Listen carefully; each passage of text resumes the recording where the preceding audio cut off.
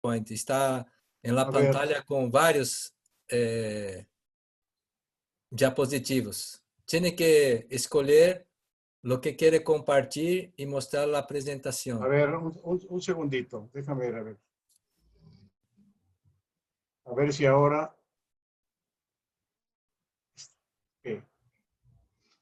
Sí, ¿Está- perfecto. ¿Ahora está Perfecto. perfecto? Sí, sí, perfecto. Perfecto. Bueno, se oye bien. Bueno, vuelvo a repetir un agradecimiento a la Asociación Panamericana de Otorrinolaringología y Cirugía de Cabeza y Cuello, a Héctor Ruiz, aquí está Jacqueline, secretaria, a Roy, hacía tiempo que no lo veía, que es el tesorero, y a Pablo, que lo extrañamos, pero seguramente aparecerá al rato.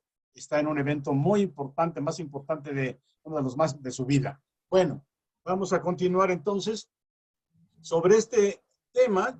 Ya no vamos a hablar tanto en cierta forma del COVID, estamos realmente saturados de la información, ya nos estamos dando inclusive un burnout al respecto, y vamos a analizar otra cosa que es los fracasos en la fonocirugía con la finalidad de no caer en esto. Por eso pensamos en el tema y pensamos en personas y colegas representativos con experiencia, líderes en la América en este sentido, y invitamos a Luis Morales de Colombia, invitamos a Ricardo Serrano de Argentina y a Domingos Suji de Brasil. Bueno, aquí están los temas a los cuales nos vamos a dedicar esta mañana.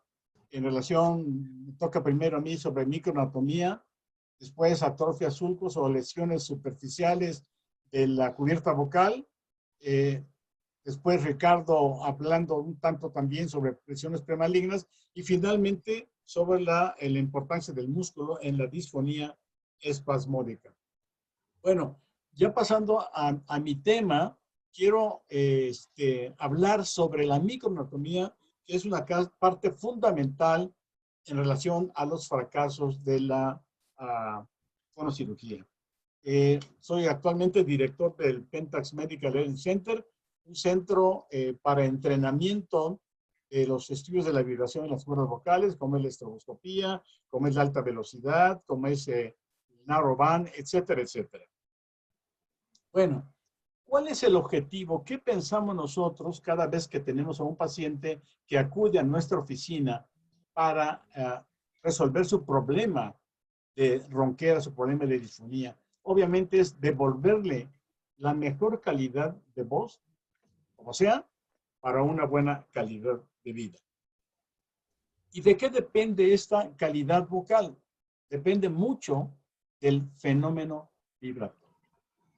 Un buen fenómeno vibratorio, obviamente, va a significar que tengamos nosotros una excelente voz y que tengamos una excelente salud de lo que es la cubierta vocal. Bien, para ustedes, para todo mundo y en cualquier especialidad, ¿qué representa un fracaso en una operación? Obviamente, en este caso en particular, vamos a hablar de que la calidad de vocal que buscábamos no quedó resuelta.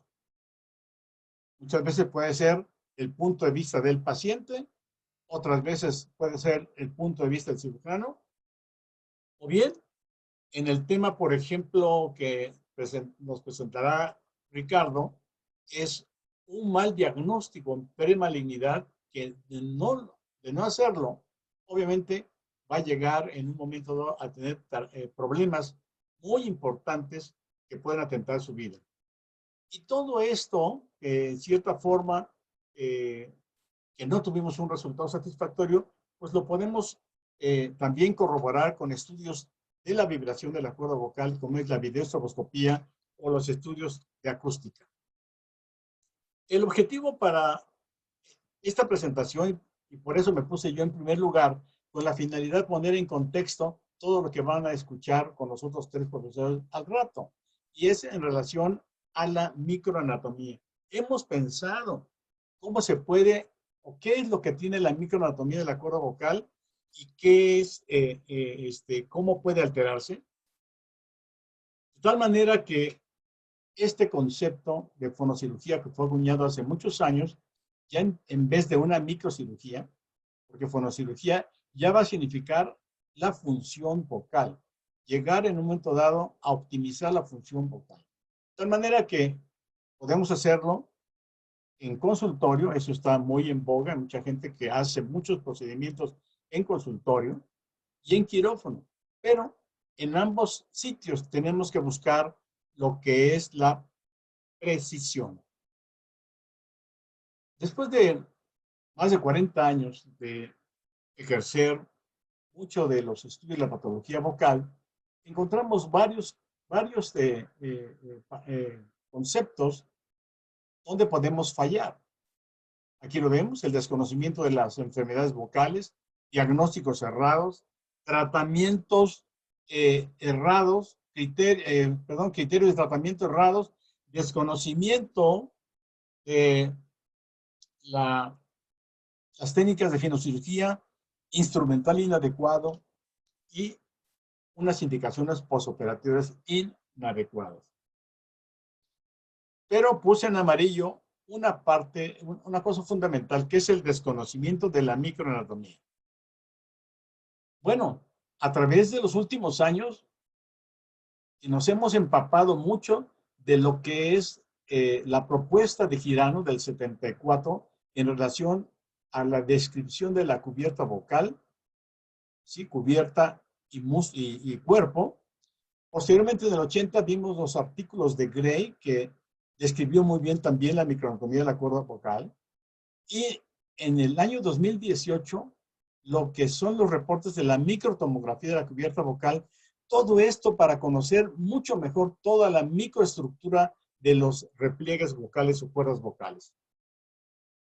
Aquí vamos a recordar a su difunto maestro, que es maestro universal, al doctor Minoru Girano, quien describió este aspecto de la cubierta vocal, que está formada por un epitelio, la membrana basal, lámina propia y posteriormente el músculo. Estas son fotografías tomadas muy recientemente del artículo Bailey, donde está tomada radiografías sobre especímenes de cadáver, y vemos nosotros perfectamente toda la estructura laringea, y nos vamos a abocar principalmente aquí en lo que es la cuerda vocal o repliegue vocal, y que en este corte también lo estamos observando muy detalladamente. Y bueno, se hacen cortes y vemos todo el grosor de la cuerda vocal, y en este vamos a ver todas las capas, desde lo que es el epitelio, membrana basal, la lámina propia, ¿sí? Superficial, la media y posteriormente la profunda. Entonces, una de las cosas importantes por las que empezamos a buscar y encontramos el artículo fue saber las medidas de cada capa de la cubierta vocal. Bueno, ya entrando un poquito a la cuestión de la cirugía, podemos decir que prácticamente cuando vamos a hacer un procedimiento, hacemos una laringoscopía, ya tenemos expuesta la laringe y tenemos cualquier lesión. Pero cualquier lesión, y sobre todo las que son benignas, obviamente cuando nosotros hacemos la primera incisión, nos vamos a encontrar con el epitelio. ¿Qué tan grueso es? Nos vamos a encontrar con la membrana basal, nos vamos a encontrar rápidamente con la capa superficial de la lámina propia. Todas esas capas son lesionadas para hacer un procedimiento microquirúrgico. Y vean ustedes aquí, el epitelio que va a ser parte de la cubierta es un epitelio estratificado escamoso y que está involucrado en muchos padecimientos. Vamos a ver aquí en estos quistes subepiteliales, en estos nódulos vocales, en este papiloma superficial y en esta lesión blanca, lesión premaligna, que puede involucrar la piel, obviamente, y pueden involucrar tejidos más profundos. ¿Cuánto mide? 50-100 micras en este estudio muy reciente hecho por Bailey. Bueno, ¿y por qué es importante la piel, el epitelio? Obviamente, en la cuerda vocal nos va a mantener la forma. Vean ustedes, regula la hidratación y la lubricación a través de las capas serosa y ceromucinosa. Esto es muy importante también porque vemos por qué las cuerdas vocales de repente se secan y se traducen en disfonías. Obviamente va a defender, es la primera capa que va a defendernos del impacto de la vibración. Y cuando nosotros estamos hablando, cantamos, en fin, hacemos actividad vocal, obviamente se van a perder muchas de las células que se va a encargar el epitelio posteriormente de reemplazarlo. Vamos a ver aquí cómo en este video de esta lesión que ustedes están viendo, que este es un quiste, y tenemos el corte de la cubierta vocal y vamos a hacer una incisión fina. Realmente estos conocimientos de microanatomía han dado a pie para que se hayan desarrollado todas las técnicas de mínima invasión, como son los famosos microflaps. La idea fundamental es no dejar muchas superficies cruentas de epitelio y no involucrarnos muy profundamente hacia las capas profundas, como puede ser la capa superficial, o media o profunda de la lámina propia. Aquí estamos viendo nosotros esta lesión quística utilizando esta pinza única, la cual puede tener la posibilidad de corte y también de disección. Y aquí estamos nosotros haciendo, ya liberado el quiste, estamos haciendo la extracción de esta lesión. Y vean ustedes, realmente el epitelio quedó íntegro para que tenga una recuperación rápida. Esto es parte de lo que es microanatomía. Bueno, abajo del epitelio tendremos esto que se ha llamado la membrana basal, que precisamente va a sostener la unión entre el epitelio y la lámina propia. Tiene formación de fibroblastos que funcionan muy bien en la cicatrización y la restauración de células epiteliales y colágeno. ¿Qué hay abajo ya después de del epitelio y la membrana basal? Encontramos propiamente la lámina propia, que tiene 1 a 2.5 milímetros, de acuerdo con este estudio de Bailey, en 2018, y va a tener básicamente 4 capas: la superficial, la media profunda y el músculo vocal.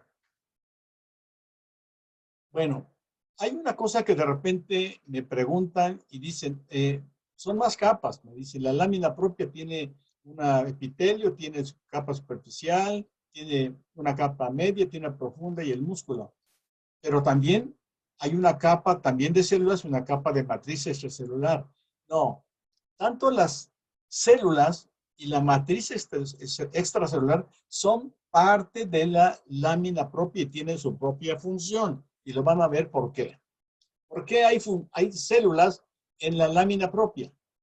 Hay macrófagos que nos van a servir de defensa contra infecciones virales, bacterianas, etc. Hay fibroblastos que van a reemplazar las proteínas que pueden estar dañadas. Vamos a encontrar también miofibroblastos que van a tener reparación de las células, y todo eso está más concentrado en la capa superficial, pues que es la capa más cercana y que podría ser la que puede ser más lesionable. De tal manera que, bueno, simple y sencillamente, después de esta charla de 20 minutos, muy probable que voy a descamar muchas células del epitelio, pero las vamos a recuperar rápidamente en unos 2-3 días, o a veces en forma inmediata en 24 horas. Cuando una lesión es constante y no tenemos reposo, no tenemos tratamiento, obviamente van a aparecer nódulos, quistes, etcétera, etcétera, de lesiones benignas. Y bueno, ya hablamos de la celularidad de la lámina propia. ¿Por qué hay una matriz extracelular? Aquí hay proteínas fibrosas, como la colágena, que le va a dar fuerza y estructura a la lámina propia, y va a tener proteínas intersticiales, como el ácido hialurónico, que le van a dar viscosidad. Este tema en relación a la matriz extracelular va a ser un tema que obviamente ya lo empezamos a escuchar, porque va a ser las técnicas de recuperación de la lámina propia en muchos padecimientos a través de células madre. vamos a ver un poquito más abajo la capa superficial. Y esta capa superficial, que la vimos hace rato cuando hicimos la incisión sobre el quiste, es una capa muy pliable y puede ser relacionado con una masa gelatinosa. Es el sitio también de grandes impactos de la vibración y va a ser mucho el sitio de las cicatrices de la cuerda vocal, sobre todo en el postoperatorio. Más abajo tenemos la capa intermedia, que consiste en fibras elásticas y fibroblastos. También van a soportar el trauma vocal. Y junto, capa intermedia y la siguiente, que es la profunda, van a formar lo que se llama el ligamento vocal, que muchas veces me preguntan, ¿qué es el ligamento vocal? Es la unión, la fusión entre la capa intermedia y la capa profunda. Y ponemos este dibujo porque, al fin y al cabo, en la capa intermedia, en cierta forma, vamos a hacer nosotros la colocación cuando hacemos un trasplante de fascia del músculo temporal, cuando hacemos un procedimiento para recuperación en cicatrices o en surcos vocales, al menos esa es mi experiencia. Vamos a la capa profunda, también vamos a ver fibras colágenas, vamos a ver fibroblastos, y toda esta capa profunda van a ayudar a la durabilidad de esta capa, o sea, la resistencia por la cual en un momento puede estar afectada, pues, obviamente, por el fenómeno vibratorio que puede ser normal, pero con abuso, o bien puede ser patológico. De tal manera que esta capa profunda puede afectarse en muchas lesiones premalignas, ya lo veremos al rato. Finalmente, me voy a referir al músculo tiroaritenoideo, que va a constituir, de acuerdo con el estudio Bailey, aproximadamente 7 a 8 milímetros de grosor. Corre paralelo a la cuerda vocal y va a ser un músculo que va a tener contracciones y retracciones de cierta forma, porque esta rigidez de estirarse y acortarse va a depender de este grado de contracción y puede modificar su función con miectomías o aplicaciones de toxina botulínica, que va a ser un tema que el doctor Domingo Sully nos va a platicar más adelante. Bueno, finalmente quiero yo anunciar la próxima edición en la cual han participado grandes líderes de opinión, como están los grandes maestros que están trabajando el día de hoy en este webinar con nosotros, y muchos de los másters de la fonocirugía que han venido a través de los últimos años a nuestros cursos. Y me place en cierta forma que Lucian Zulica, una persona muy reconocida, haya aceptado estar como coautor de este libro, que será totalmente en español. Los interesados pueden escribirnos aquí a cirugiadevoz@gmail para conocer más los detalles al respecto. Y bueno, vuelvo a agradecer a la Asociación Panamericana de Otorrinolaringología y Cirugía de Cabeza y Cuello por la confianza, por la oportunidad de presentar este webinar con 3 distinguidos laringólogos de nuestra América. Muchas gracias a todos ustedes. Excelente. Gracias, maestro. Bueno, ahora continuamos con el doctor... El doctor Luis Morales. Morales, con el doctor Morales.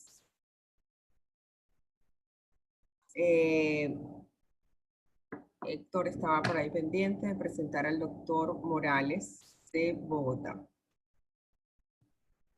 Bueno, doctor Morales, bienvenido y puede compartir la pantalla.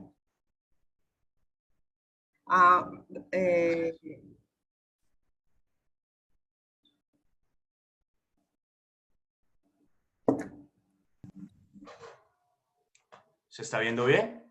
Se está viendo, lo que es que tiene ahora que ponerle en pantalla grande.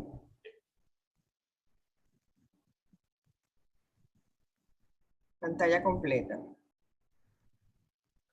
Ok. Perfecto. Ahora sí. Muchísimas gracias. Gracias a la Sociedad Panamericana por esta oportunidad de compartir con ustedes mi experiencia. A Héctor, a Masao, a mis compañeros panelistas, muchísimas gracias y es un honor estar aquí con ustedes. De pronto, para hablar de fracasos de fonocirugía, el escenario perfecto son los surcos vocales. Es una patología muy difícil de manejar, muy compleja. Es una patología congénita. Ustedes saben que los pacientes con alteraciones congénitas, el tratamiento casi siempre es más difícil. Los surcos vocales producen alteraciones muy importantes de la fisiología vocal y producen una disfonía que casi siempre produce una alteración importante de la calidad de vida de los pacientes. El diagnóstico del surcus vocalis es bastante difícil en algunas ocasiones. A veces el surcus vocalis no es la única patología, sino se asocia con otras alteraciones estructurales de las cuerdas vocales. Existen muchos procedimientos descritos, ninguno es el ideal, y las cirugías realmente hacen que la técnica sea bien compleja. Y lo que a mí más me preocupa en el tratamiento de los surcus vocalis es que los resultados son impredecibles. Esto es para recordarles la estructura de la cuerda vocal. Ya Masao habló de la estructura y de la microestructura de la cuerda vocal, el epitelio, la membrana basal, la capa superficial, que es la parte clave en el surcus vocalis, porque esta capa superficial o el espacio de Rein, que es la capa que normalmente no está en estos pacientes, y el ligamento está pegado al ligamento vocal, que está conformado por la capa media y profunda de la lámina propia. Aquí vemos el músculo tiroaritenoideo.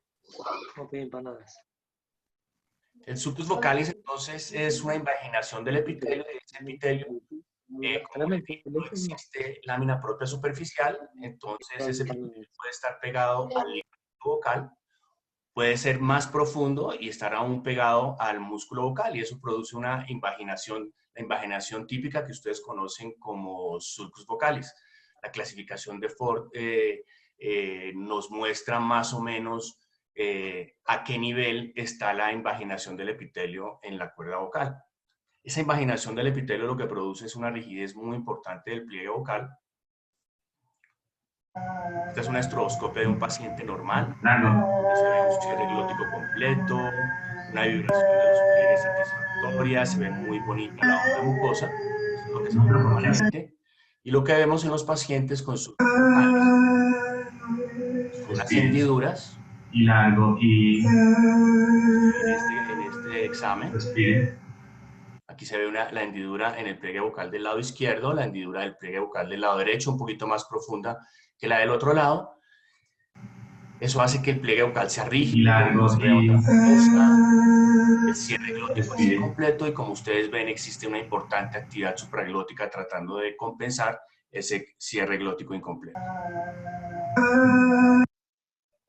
Pero a mí me encanta la clasificación de Pontes, donde mete el surcus vocalis en una clasificación de alteraciones estructurales mínimas que lo incluye dentro de otras patologías. Como ustedes ven aquí, el surcus vocalis, los quistes epidermoides, el puente mucoso y los microdiafragmas laringeos. Y esto es muy, muy importante porque casi siempre, o en un porcentaje muy importante, los surcus vocalis están asociados a otras lesiones de estas mismas alteraciones estructurales mínimas. Entonces, en la foto del lado izquierdo vemos unas cuerdas vocales con una invaginación importante en ambos pliegues vocales. Ustedes ven la irregularidad, el cierre glótico incompleto. En la de la derecha se ve muy bien las hendiduras típicas del surcus vocalis. Esta es una diapositiva para mostrarles que, además del surcus vocalis, en este paciente se ve una pequeña membrana laríngea anterior, también una alteración estructural mínima que puede asociarse a los surcus vocalis. Entonces, imagínense si ustedes tienen un surcus vocalis que normalmente no es unilateral, sino bilateral, y además tienen una membrana laríngea anterior, el tratamiento se vuelve muchísimo más complejo. Este es un paciente típico, surcus vocalis tercio medio cuerda vocal derecha, con una alteración vascular, tipo vasculodisgenesia, alteraciones estructurales mínimas asociadas a los surcus vocales. En algunos pacientes, además del surcus vocalis, vemos puentes mucosos, que son muy típicos, difíciles de diagnosticar en el consultorio y que casi siempre el diagnóstico lo confirmamos en cirugía. Muchas veces ustedes encuentran esto en sus pacientes. Un paciente con una disfonía severa típica de surcos vocales, ya les voy a mostrar la voz, y lo único que encuentran son cuerdas vocales rígidas, no se ven las invaginaciones típicas, sino se ve una irregularidad de los pliegues vocales y unas alteraciones importantes en la vascularidad en ambas cuerdas vocales. No sabemos exactamente qué tiene ese paciente a pesar de la estroboscopia, de la endoscopia. El arco iris, cuando la luz del sol atraviesa las gotas de lluvia en el aire, estas actúan como una prisma y forman un arco iris. El arco iris es una división de luz blanca, creando muchos colores hermosos.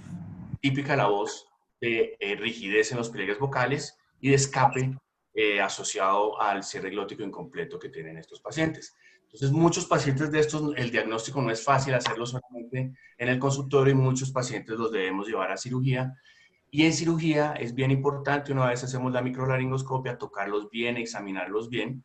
Miren este paciente, lesiones vasculares bilaterales, irregularidades de los pliegues vocales, y al tocarlos con un instrumental especializado podemos ver que en este lado el paciente tiene un puente mucoso. Muy seguramente debajo de este puente mucoso aparecen los surcos vocales. Entonces, los surcos vocales, en este caso, bilaterales, aquí se ve el surcus, el puente mucoso. Difícil hacer el diagnóstico del puente mucoso en el consultorio. Y a veces tenemos que llevar a los pacientes solamente a hacerles diagnóstico intraoperatorio. Otro puente mucoso. Y el surcus por dentro del puente mucoso. Entonces, surcos vocales bilaterales, puentes mucosos bilaterales, el escenario se vuelve muchísimo más complejo. Y otra cosa que es bien importante son las lesiones asociadas a los surcos vocales. Pacientes que tienen lesiones que ustedes normalmente diagnosticarían como un quiste en la cuerda vocal del lado izquierdo, en este caso, con su vasito nutricio, pero miren que en el lado derecho se encuentra un surcus, una hendidura muy importante. En este caso, un pólipo en el borde superior del pliegue vocal izquierdo asociado a un surcus en el mismo pliegue vocal. Una lesión subepitelial en la cuerda vocal del lado derecho asociado a una hendidura muy importante en el lado izquierdo.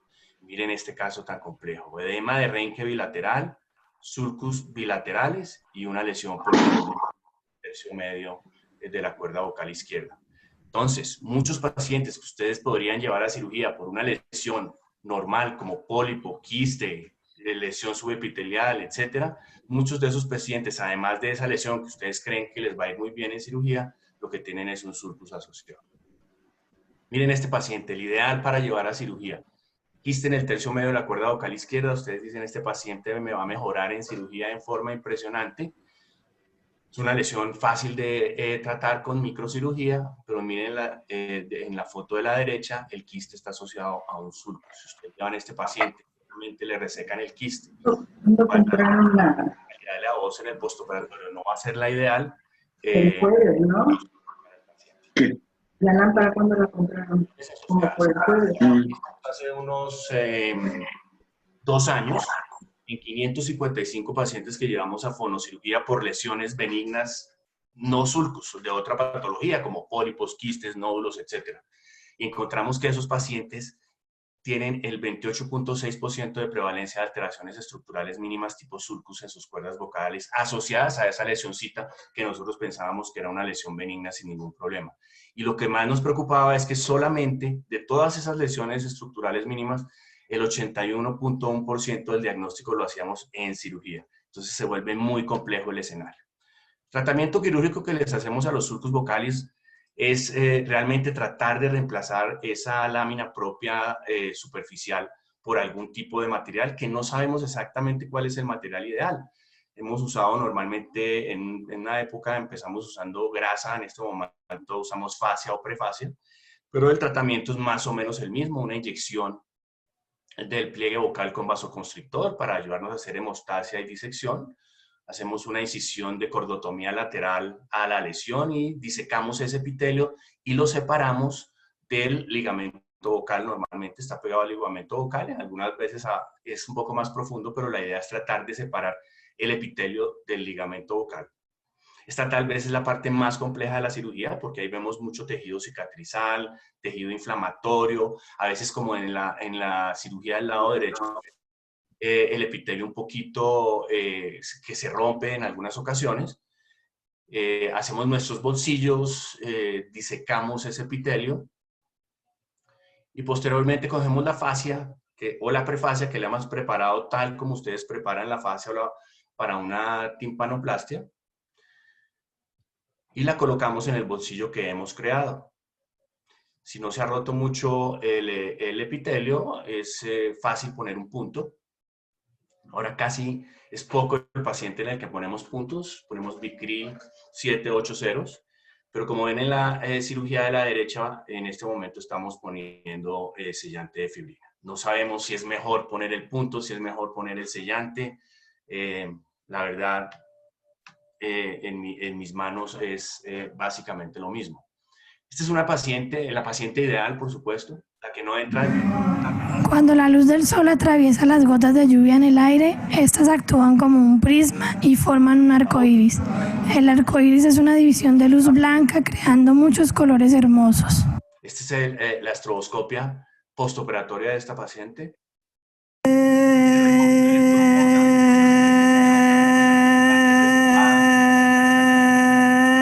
caso ideal. Y este es el postoperatorio. Cuando la luz del sol atraviesa las gotas de lluvia en el aire, estas actúan como un prisma y forman un arco iris. El arco iris es una división de luz blanca creando muchos colores hermosos. Cuando la luz Esta es otra paciente. Estroboscopia de la paciente. Se ve un arqueamiento del pliegue vocal del lado derecho.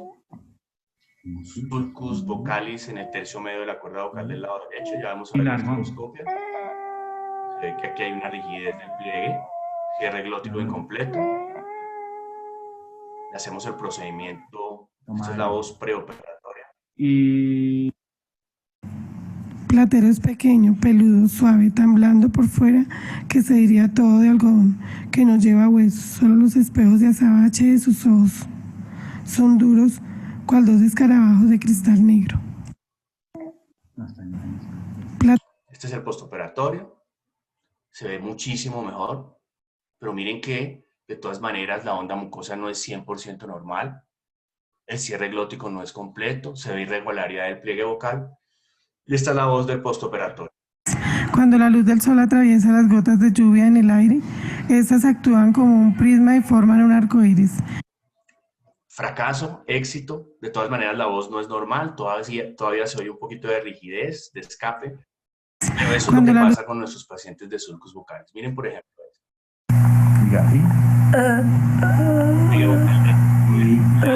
completamente rígido, oigan la voz.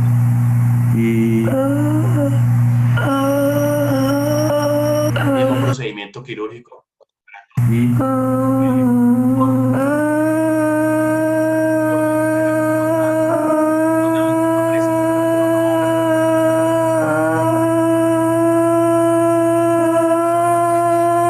Éxito, fracaso, la voz, como les digo, no es el 100%.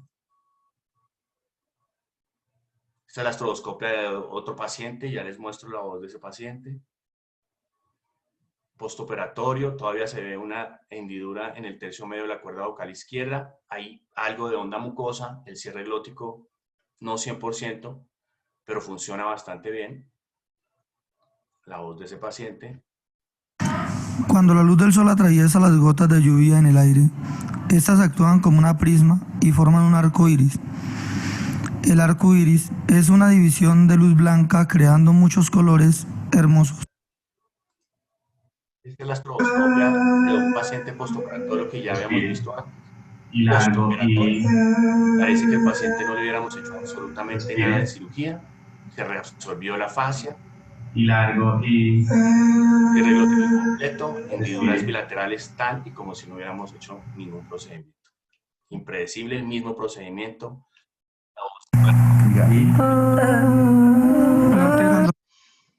Y por último les voy a mostrar el fracaso de los fracasos. Es una lesión, es un pólipo en la cuerda vocal izquierda de una señora de unos 55 años. La llevé a cirugía. Y en cirugía me encontré que tenía esta lesión, pero también tenía un sulcus en el tercio medio de cuerda vocal bilateral. Normalmente cuando yo encuentro esto, lo que hago es reseco la lesión, el pólipo o la lesión, que le había dicho a la paciente que tenía, y espero, y de acuerdo a la evolución de la voz, espero y con la paciente decidimos si le hacemos algún tipo de tratamiento al sulcus vocalis.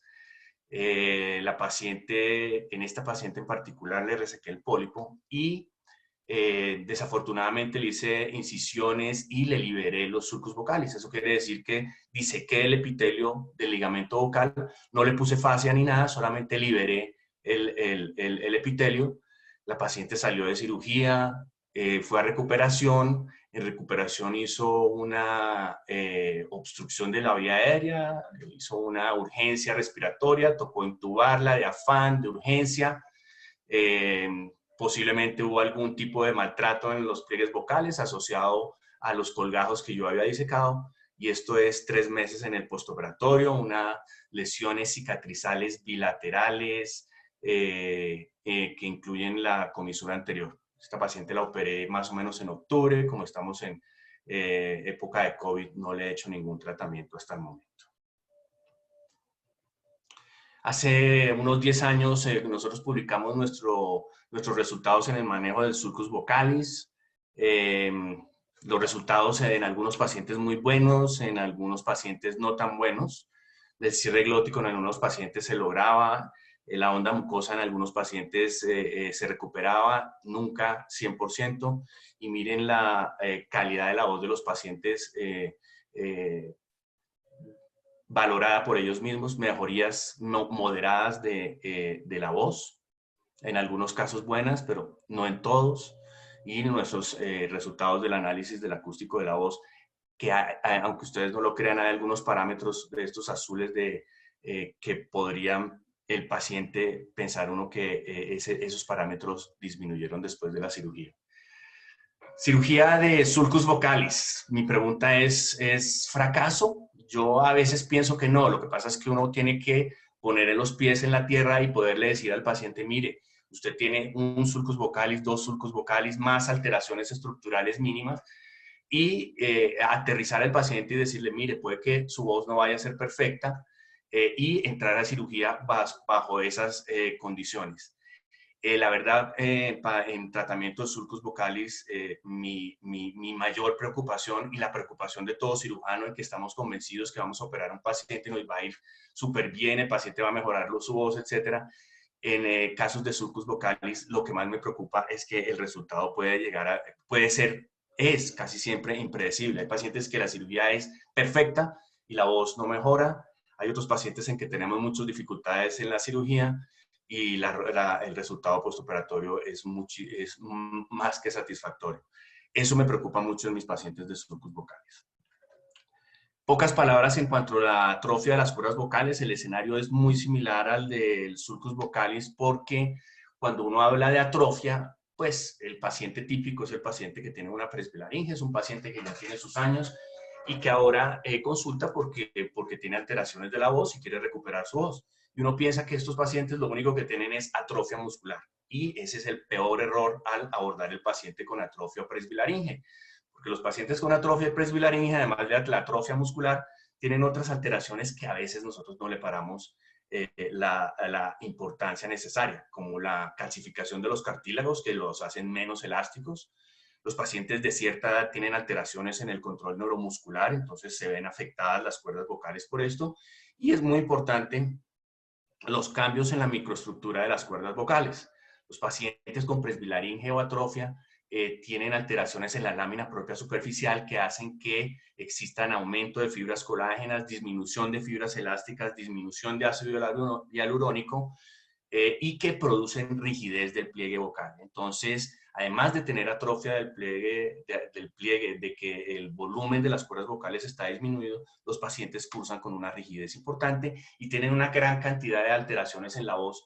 Estos pacientes típicas que cuando ustedes ven un paciente de cierta edad, ustedes saben que casi sin ver el paciente, ese paciente va a tener una presbilaringe o una atrofia. Disminución del volumen, de la intensidad, un registro vocal estrecho, la frecuencia fundamental se hace inestable, alteraciones en el jitter, en el chismer, y muchos pacientes tienen escape de aire. Y estos son los hallazgos de los pacientes con atrofia o presbilaringe, las cuerdas vocales con unos volúmenes muy pequeños, como su nombre dice, atrofia. Son tan atróficos que a veces se ve muy bien el borde superior y el borde inferior de las cuerdas vocales y se alcanza a ver como una pequeña hendidura similar a la del sulcus vocalis, pero no quiere decir que ese epitelio esté pegado al ligamento vocal, sino como se ha perdido volumen, se pierde también volumen a nivel de la lámina propia superficial, como les comenté, y se pueden ver imágenes similares al sulcus vocalis. Los pacientes tienden a no cerrar muy bien, a tener actividad supraglótica importante, por ejemplo, en este caso, actividad supraglótica lateral, anteroposterior, y en este caso igual. Esta es la voz típica del paciente.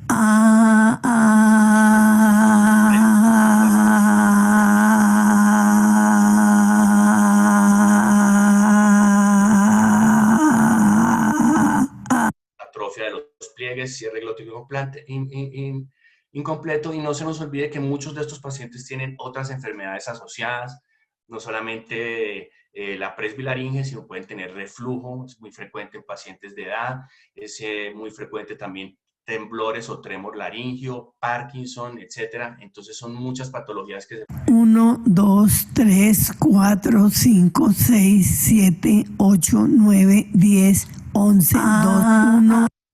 Todos nuestros pacientes de presbilaringe van inicialmente a terapia de voz, unos mejoran, otros no tanto, y hay muchos de esos pacientes llegan y le dicen a uno, doctor, hice mis terapias, todo muy bien, pero no es suficiente, me gustaría mejorar más.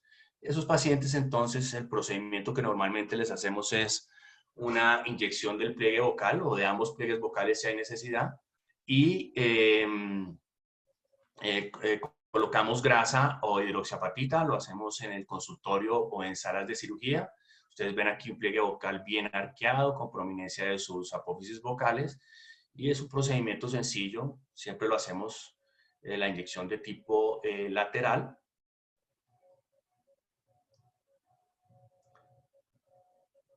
Y la verdad, el volumen mejora muchísimo, pero acuérdense de eso, solamente estamos manejando el volumen de pliegue vocal sin tener en cuenta los otros tipos de alteraciones que presentan los pacientes con presbilaringe. Mejoría muchísimo, muchísimo del volumen. Miren esta paciente. Es una paciente con una atrofia de ambos pliegues vocales. Miren lo típico, unos ventrículos laringeos muy, muy prominentes y unos volúmenes de las cuerdas vocales bastante disminuidos. Este es el cierre glótico de esa paciente en el postoperatorio. 3 meses de inyección de pliegue vocal con grasa. Aquí se alcanza a ver pedacito, pues este amarillito típico de la grasa. Buen volumen, mejoría, no se ve tan prominente el ventrículo y el cierre glótico mejora en forma satisfactoria. Pero muchas veces nos pasa esto, atrofia de las cuerdas vocales, el paciente hace su terapia, viene, no, doctor, yo necesito una mejor voz, ayúdeme con eso, lo inyectamos. Y este es el paciente postoperatorio más o menos mes y medio después de la cirugía. Aquí se ve hasta el sitio de la inyección del pliegue vocal del lado izquierdo. El cierre glótico bastante disminuido, a pesar de que el volumen de los pliegues vocales se ve bastante recuperado, pero el cierre glótico no es lo que quisiéramos. Esto es unos 3 meses después de la cirugía. También se ve todavía el sitio de la inyección, donde hizo un pequeñito granuloma. A pesar de que el volumen de los pliegues vocales se ve mejor, el cierre glótico sigue siendo muy poco satisfactorio. Y miren, a los 6 meses parece que casi no le hubiéramos hecho nada, los pliegues vocales nuevamente muy atróficos. Los resultados de voz de esta paciente.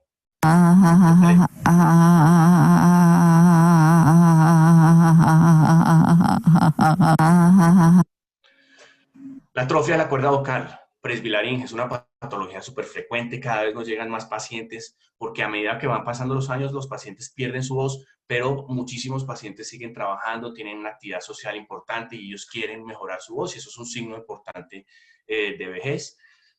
Cada día nos llegan más pacientes, pero existe el problema que las causas son múltiples. Normalmente nos dirigimos hacia mejorar el volumen de los pliegues vocales, pero no vemos las otras alteraciones que tienen estos pacientes, por lo tanto nuestros tratamientos son incompletos y los resultados muchas veces son no los ideales. Creo que es todo, mil gracias. Muchas gracias.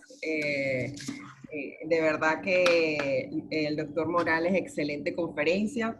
Y ahora tenemos al doctor Ricardo Serrano. Tienen varias preguntas pendientes que las vamos a realizar al final de todos los paneles. Falta la pantalla completa del doctor Serrano. Buenísimo. Adelante. ¿Me escuchan bien? Sí, perfecto. Sí, perfecto. Bueno, buenos días a todos. Por empezar, muchas gracias a la Sociedad Panamericana de Otorrino por esta invitación a compartir una mesa con grandes amigos, colegas y sobre todo maestros que me han enseñado tanto en esto de la fonocirugía y la laringología. Muchas gracias a Héctor Ruiz, a Jackie y a Roy Casiano también por la invitación. Cuando me propusieron hablar de este tema, traté de encontrar definiciones de fracasos de fonocirugía, y hay una de Seitels del año 96 que dice que la fonocirugía es todo procedimiento destinado a la mejora de la voz y a mantener la calidad de la voz mediante la corrección de defectos en la producción sonora de la laringe. Los objetivos de toda fonocirugía: realizar cambios que permitan el mejor cierre glótico sin perjudicar la movilidad de la mucosa, que ya habló los dos colegas que me precedieron; remover los factores que impidan un correcto cierre glótico y un completo cierre glótico; evitar alteraciones en la alineación del borde libre, y eso lo vamos a ver en el transcurso de la charla; preservar el epitelio y la capa superficial de la lámina propia; y evitar el trauma excesivo de la mucosa normal para así evitar casualmente las complicaciones, fibrosis, cicatrices, etc. Hay numerosos fracasos en la fonocirugía, pero traté de centrar un poco la exposición en estos tres. Vamos a hablar de fallas de la alineación, de cicatrices de cuerdas vocales y de fallas en la inyección de materiales, que ya algo se habló. Cuando hablamos de fallas en la alineación hay que tener muy presente el momento quirúrgico, sobre todo para evitarlas. Yo creo que el mensaje que se debería llevar uno de esta mesa es que para evitar o para tratar los fracasos hay que tratar de evitarlos. Este, por ejemplo, es un caso de un paciente con un edema de borde libre de ambas cuerdas vocales, donde se reseca por microcirugía, una cuerda vocal aparentemente bastante satisfactoria, y en la otra con una falta de alineación de ese borde libre muy completo, y que obviamente nos va a provocar difonía, fatiga vocal por el esfuerzo fonatorio que debe hacer ese paciente para tratar de tener un cierre glótico completo, y en algunos casos también aspiración o microaspiraciones, casualmente por ese cierre glótico alto. Ahora sí. Estamos viendo este video, los dejo en silencio para que ustedes puedan escuchar la voz. Es decir, se forma muy mal con el cierre glótico incompleto como consecuencia de una resección de un edema. La resección fue, digamos, no la pensada. También otro tema que tenemos que tener en cuenta es el de las cicatrices de cuerdas vocales. Las cicatrices también provocan difonía, fatiga vocal, esfuerzo fonatorio. Muchas veces estos pacientes sienten sensación de dificultad respiratoria o una respiración acortada, obviamente porque tienen escape de aire, y también se repite el tema de las aspiraciones o microaspiraciones por el cierre glótico incompleto. Si nosotros los miramos tanto con estroboscopía como con fibroscopía u ópticas rígidas, vamos a ver que el cierre glótico es incompleto, por lo tanto hay pérdida de aire, hay una disminución de la vibración cordal, la vibración de ambas cuerdas suele ser asimétrica e irregular, y en muchos casos la onda mucosa, como en el caso del video anterior, está disminuida o ausente como consecuencia de esa resección. Buscando un poco de bibliografía en respecto a cómo se producen las cicatrices de cuerdas vocales, ya algo habló Masao al principio de la charla. Los lugares más frecuentes de lesión donde se producen las cicatrices de cuerdas vocales es casualmente en la zona de la membrana basal, sobre todo y microscópicamente analizándolo en lo que se llama la lámina lúcida, la lámina lensa y la submembrana, donde se alteran todas las capas de esta zona membranosa, de la membrana basal, provocando alteraciones de tipo cicatrizal. El doctor Mark Lemaître, un gran colega a todos conocido por ustedes, en un artículo describe 4 tipos de cicatrices de cuerdas vocales. Un tipo 1, donde la insuficiencia del cierre glótico es de leve a moderada, con un compromiso de la mucosa y la submucosa y disminución en la vibración de las cuerdas vocales. Un tipo 2, donde la insuficiencia glótica es moderada, pero sobre todo a nivel de la comisura anterior, y ya hay compromiso del músculo tiroaritenoide, es decir, el músculo de la cuerda vocal, y ausencia de vibración. Un tipo 3, donde la insuficiencia glótica ya es severa, y hay compromiso del pericondrio interno, del cartílago y de los aritenoides. Y un tipo 4, donde la insuficiencia glótica también es severa, pero aparecen sinequias de la comisura anterior y obviamente disminución de las cuerdas vocales, disminución de la vibración de las cuerdas vocales. Entonces volvemos al mensaje que quiero dar, es decir, lo importante a tener en cuenta previamente a la cirugía es tratar de distinguir rigidez o cierre glótico incompleto, observar los vasos, si son vasos patológicos o dilatados. Recuerden siempre que la vascularización normal de la laringe corre paralela al borde libre de la cuerda vocal, mientras que los vasos patológicos lo hacen de manera perpendicular. Y esos vasos muchas veces nos señalan el lugar donde está ubicada la patología. Hay que tener en cuenta cómo está el epitelio, palparlo con el instrumental que contamos en nuestra mesa, ver si hay signos inflamatorios crónicos, hiperfunción supraglótica, etc. Este es un paciente donde, como se describió anteriormente, se le propuso el implante de una prefascia de temporal para lograr un mejor cierre.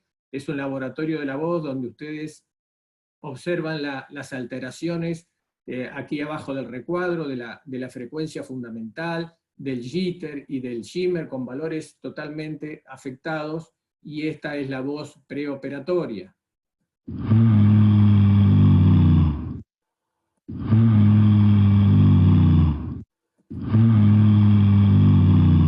Es una voz completamente soplada, y obviamente por el cierre glótico incompleto. Una semana después de haberle implantado la fascia por microcirugía, este es el mismo estudio objetivo de la voz, donde prácticamente se ha normalizado la frecuencia fundamental, el jitter y el shimmer, y esta es la audibilidad de la voz.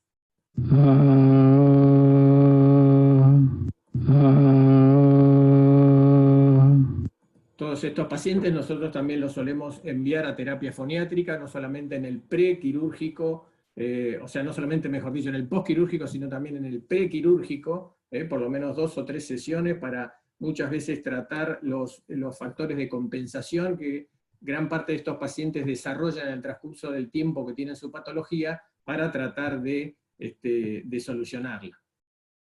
Y como último punto, quiero hablar un poco de las fallas en la inyección de materiales que tanto utilizamos en la práctica diaria, desde el histórico uso del teflón, donde como consecuencia de una inyección mal realizada, ese teflón se extruye a través de la membrana cricotiroidea, y acá lo vemos en una tomografía perfectamente, digamos, ese teflón acumulado y organizado por fuera de la laringe.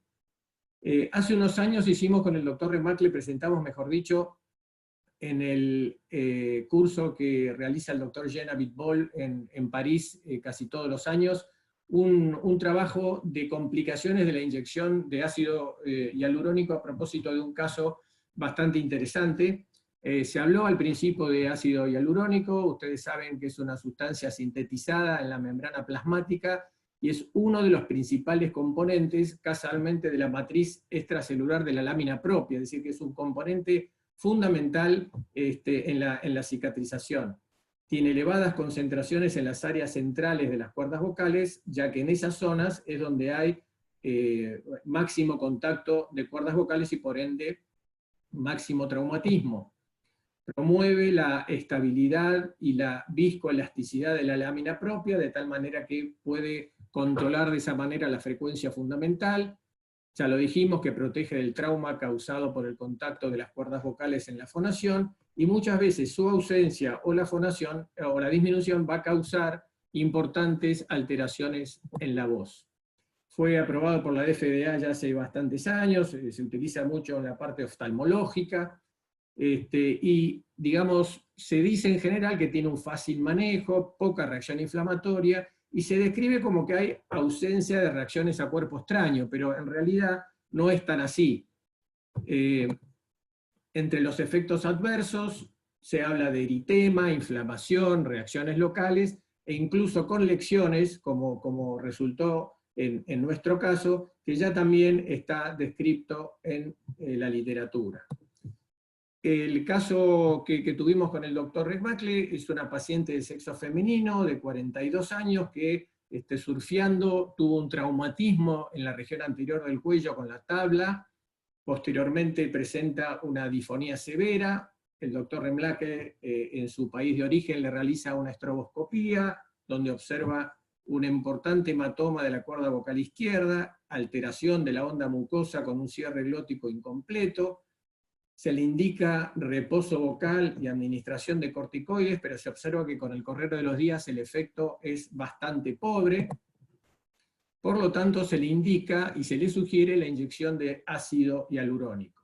Se efectúa esta inyección y lamentablemente también se obtiene una pobre respuesta con mucho edema, eritema y colección, la sensación de una colección de ese ácido hialurónico organizado en el espacio subepitelial, y con muy mala voz. Ahora vamos a ver un video, realmente el sonido es malo porque el doctor me lo mandó a través de la web, entonces no es tan demostrativo, pero sí van a ver sobre todo la colección que se observa a nivel de la cuerda vocal, como si estuviera completamente edematosa, y la voz, que a pesar de que el sonido no es muy bueno, se escucha completamente difónica. Esta es entonces la imagen posterior a la inyección del ácido hialurónico.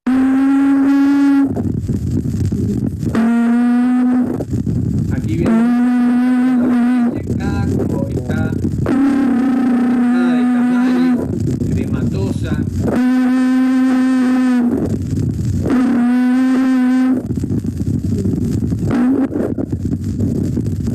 La voz sumamente difónica.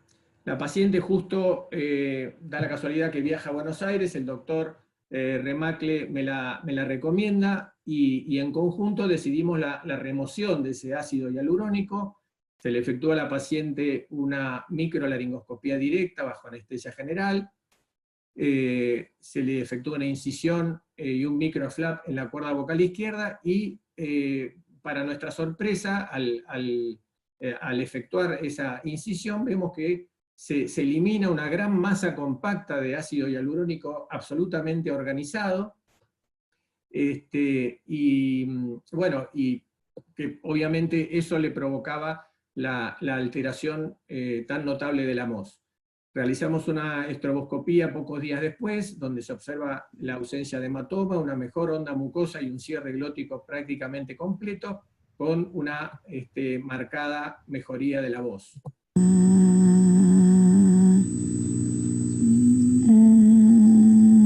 Si bien el cierre glótico todavía no es completo, vemos que la cuerda vocal afectada ya no tiene esa imagen como de aspecto edematoso que tenía el video anterior, logrando por lo menos una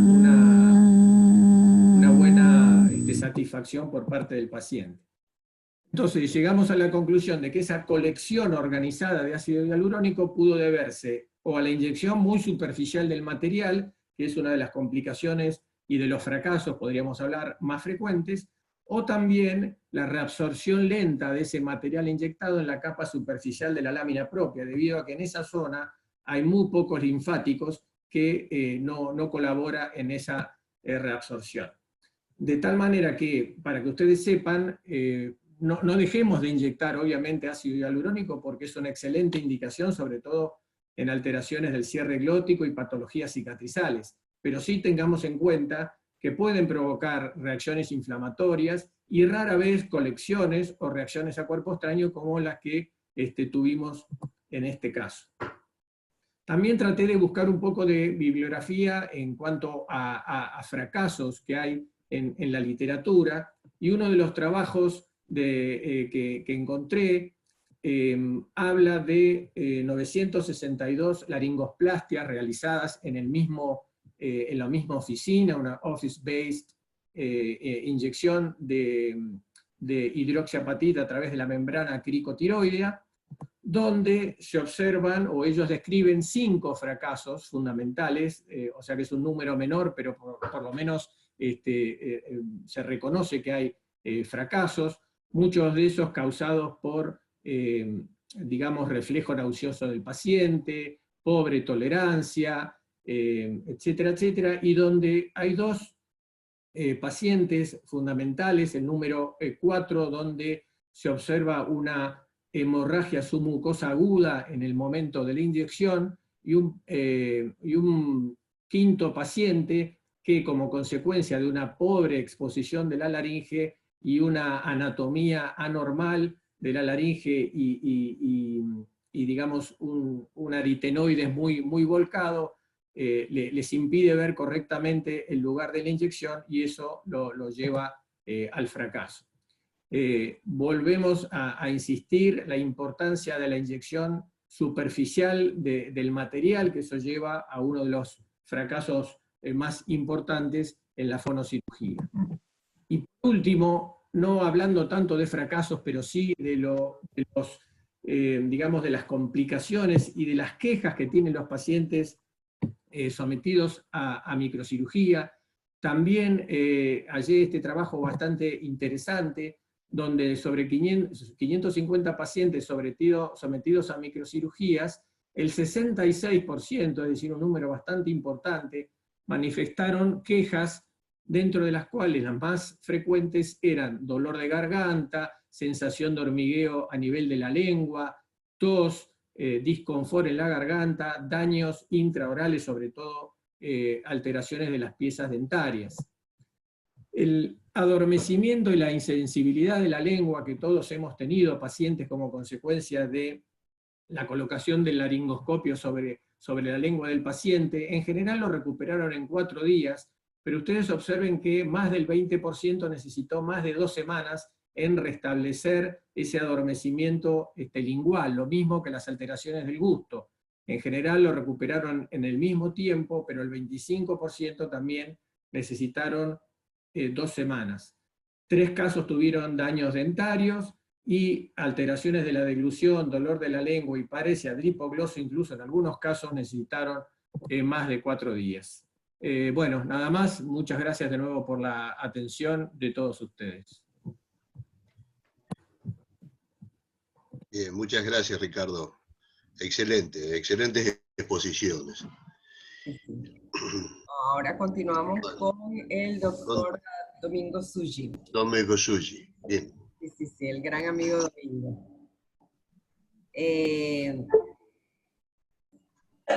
Vamos. Domingo, aquí lo tenemos. Ahora tenemos que compartir pantalla.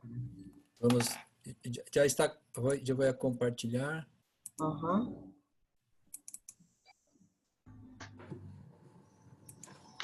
Okay. Para colocarlo, perfecto. ¿Está apareciendo todo entero? Ahora está todo entero, está perfecto. Está perfecto. Buenas tardes ya aquí en Brasil. Buenos días para la mayoría de ustedes. Gostaria de agradecer a Dr. Héctor, a doutora Jaqueline, Roy Cassiano e Pablo por esta oportunidade. E principalmente agradecer a Masao por ponerme junto de tantas pessoas como Morales e Ricardo, que são mis amigos casi 20 anos. É um prazer estar acá. Como temos um tempo curto, vamos a falar um pouco sobre fracassos em fonocirurgia, especificamente em cirurgia de disfonia espasmódica.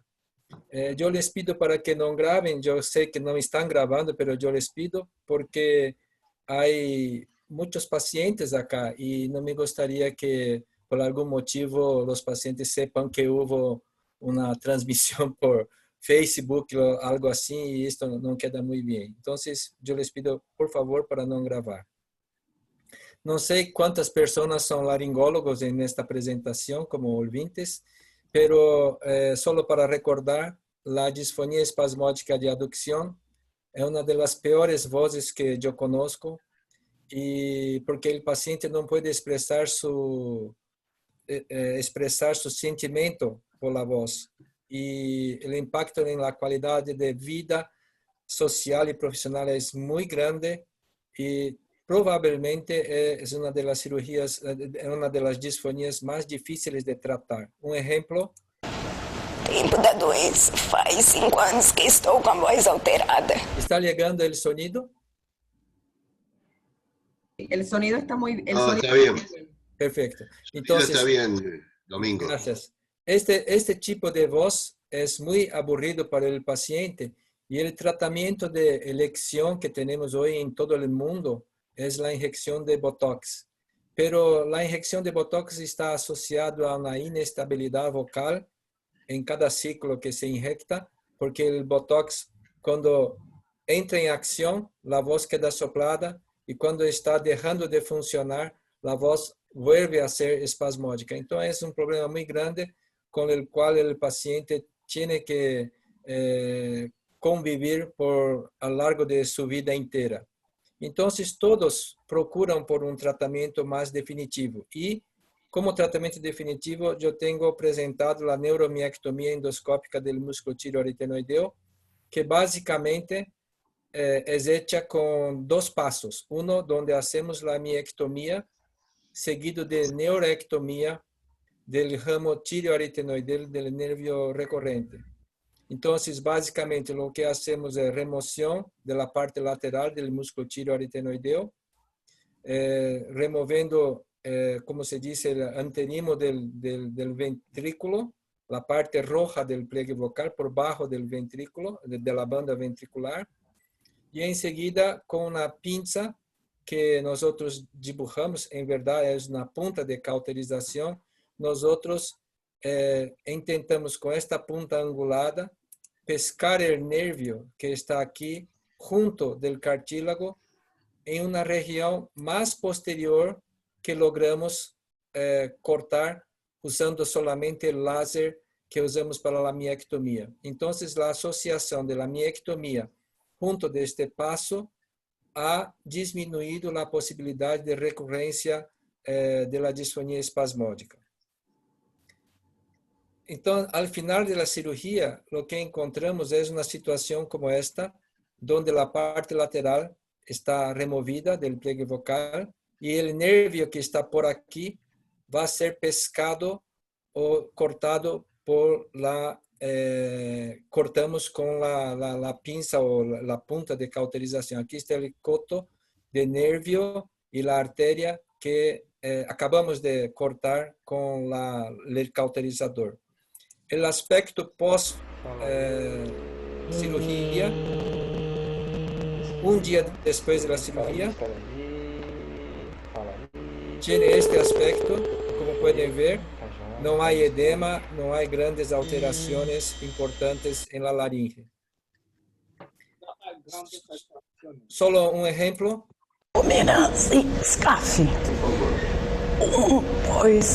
La voz de esta paciente, después de 90 meses, después de una cirugía.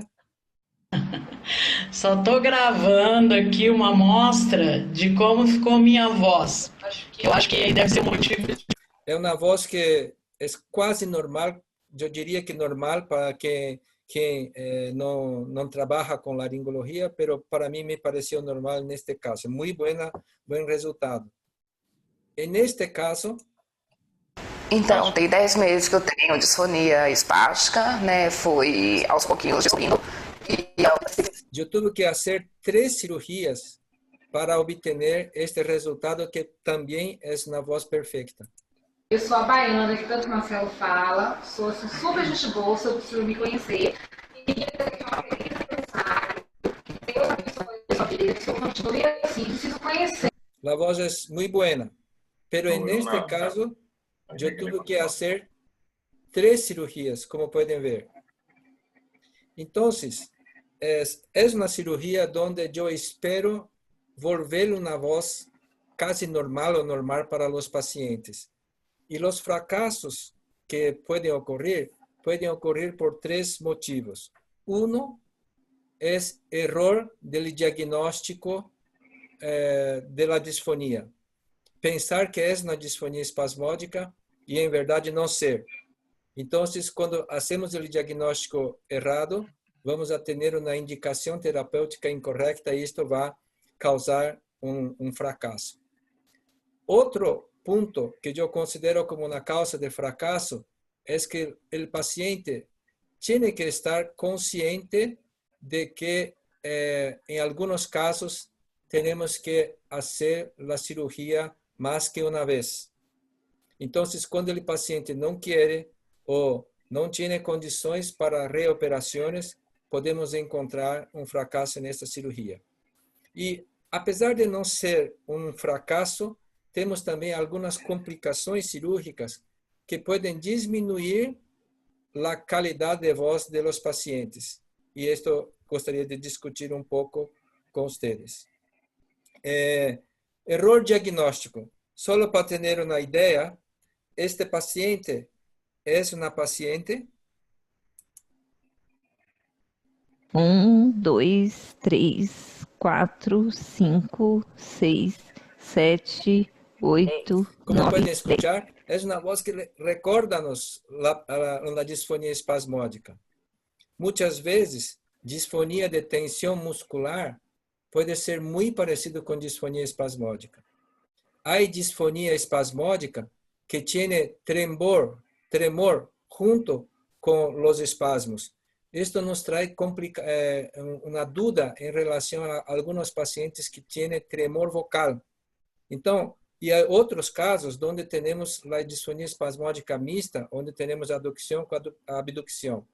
Mismo una persona muy entrenada en términos de oído puede tener inseguridad en decidir si es o no disfonía espasmódica. Entonces, en este caso que yo les presenté, esta paciente, y antes de hacer el ejercicio vocal, escuchen la voz, me disculpe, perdón, aquí haciendo el ejercicio vocal como fonoterapia, y aquella voz que era así,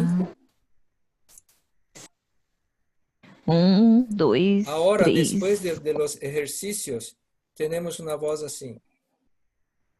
1, 2, 3, 4, 5. Muy probablemente 7, 8, esta 9. paciente tiene una disfonía de tensión muscular que se parece mucho con disfonía espasmódica. Puede ser que en este caso, si yo la opero, vamos a tener un fracaso porque la tensión puede volver. Entonces, punto número 1, para minimizar el error de diagnóstico, yo siempre, 100% de los casos hoy en día, yo sugiero la inyección de toxina botulínica. Porque si la toxina funciona, la cirugía tiene el mismo efecto funcional de la toxina botulínica.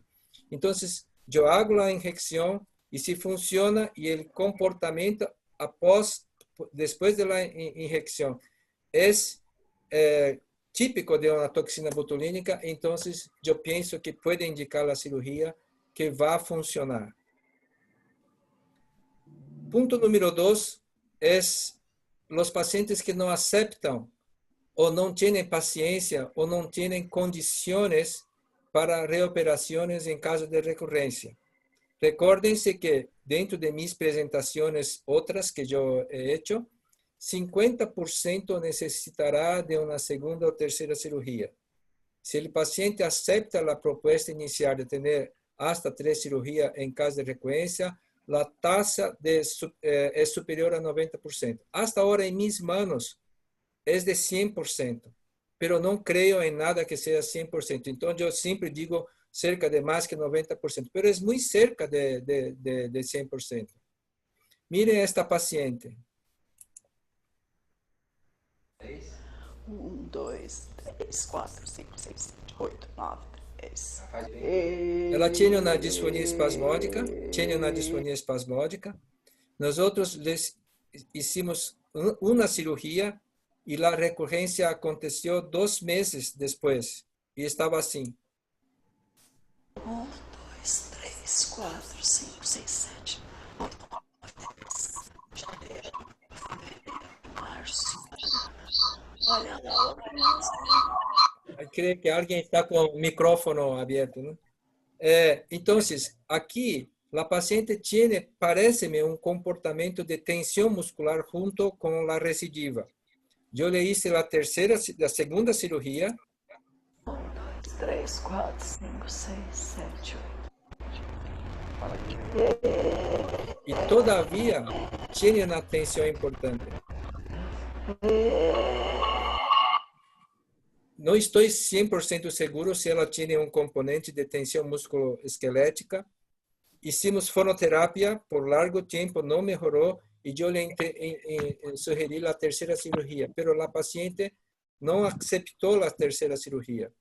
Entonces, este caso yo considero un fracaso porque no logré el resultado que la paciente quería, pero aquí dentro de mi sistema de tratamiento, todavía ella debería estar dispuesta a una tercera cirugía porque es el contrato que hago con los pacientes.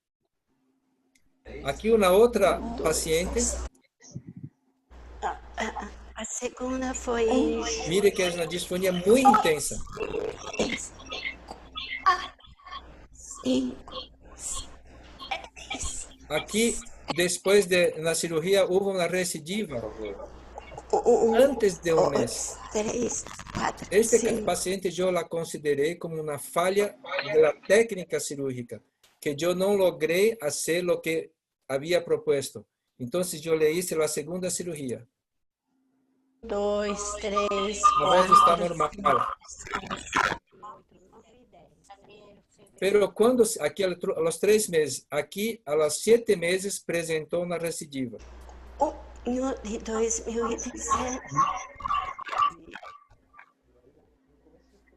Aquí está mejor que aquí, pero la paciente no está buena. Entonces yo considero un fracaso. Yo le propuse la tercera cirugía, pero la paciente tiene descontrol de presión todas las veces que se somete a la cirugía. Queda 10, 15 días con la presión fluctuando. Entonces ella no quiso operar. Yo creo que como funcionó aquí, si yo logro hacer una otra cirugía y disminuyo la posibilidad de una reinervación de los músculos tiroaritenoideos, yo creo que va a haber una peora. Entonces la idea es que debemos repetir la cirugía porque así disminuimos la posibilidad de reinervación.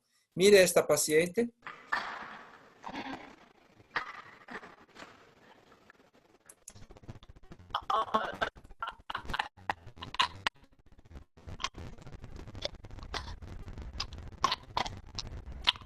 Mire que ela não tinha possibilidade de fazer uma habla perceptível, que seja possível de entender. Pero en esta paciente, la recidiva ocurrió 2 meses después.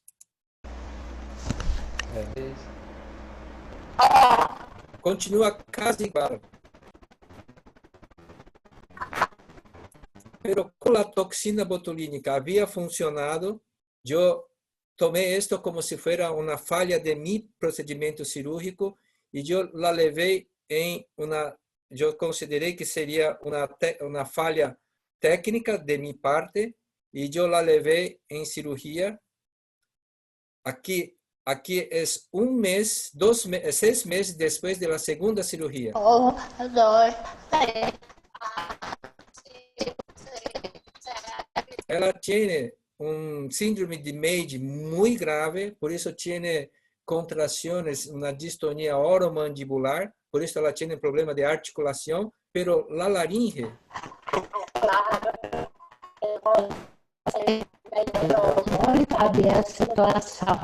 está capaz de comunicarse. Lo que quiero decir es que hay situaciones donde mismo habiendo una falla, mismo habiendo una recurrencia muy rápidamente, si el Botox funcionó, pueden hacer la cirugía la segunda vez bien hecha, que muy probablemente va a funcionar. Este es un punto importante, porque mire esta paciente.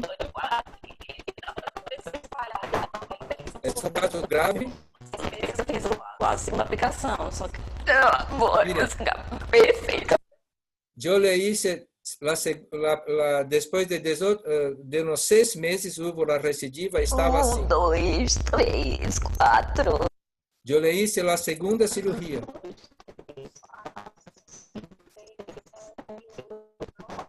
Mejoró mucho, pero no estaba satisfecha. Ella es vendedora, una joven de 26 años. Yo le hice la tercera cirugía.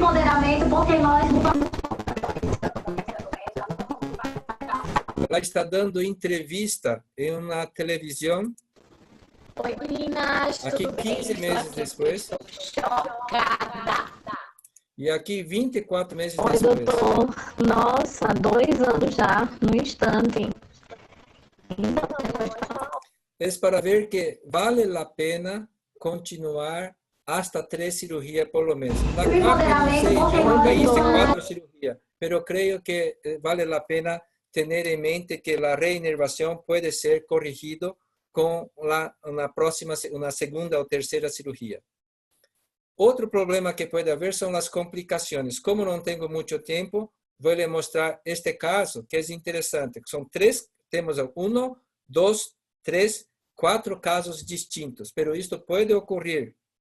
Aquí es un paciente que yo tuve que ir al quirófano para sacar esa membrana de fibrina que se formó. Yo encontré una semana después de la cirugía. ¿Está bien?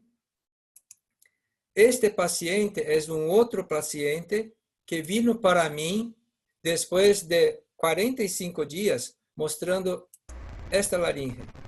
Mire que tiene un granuloma y que este granuloma está fijo a la izquierda y a la derecha. Entonces imagino que fue algo como esto que se pasó. Se formó un granuloma. Este granuloma de los dos lados, como aquí está, que es un otro paciente, entró en contacto y hubo una unión. Y aquí es el intraoperatorio de este paciente. Mire que está fijo acá, fijo aquí. Si este granuloma evolui sin un tratamiento cirúrgico, puede pasar esto de aquella paciente que yo les presenté después de una cirugía. Aquí, mire que hay una puente entre los dos lados de las bandas ventriculares. Creo que es una evolución no muy buena de una situación como esta que pasa por granuloma, que pasa por esto y que llega acá. Entonces, este tipo de cuidado tenemos que tener. Una otra situación que yo tengo presentado en todas mis presentaciones es esta paciente.